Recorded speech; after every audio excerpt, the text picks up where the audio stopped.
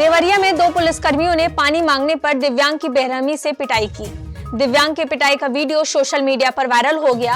अब लोग पुलिसकर्मियों पर कार्रवाई की मांग कर रहे हैं। सोनभद्र में बारिश के लिए मेढक और मेंढकी की शादी की रस्म को पूरा कराया गया। महिलाओं ने हल्दी गीत गाए। इसके साथ ही दूल्हा मेढक और दुल्हन मेंढकी को हल्दी लगाई गई।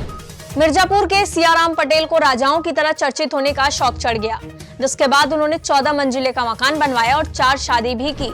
गाजियाबाद में कुछ लड़के कार की छत पर बैठकर स्टंट कर रहे हैं।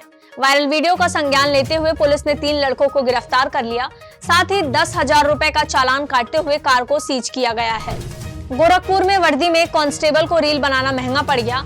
एसएसपी ने कांस्टेबल संदीप कुमार चौहान को सस्पेंड कर दिया।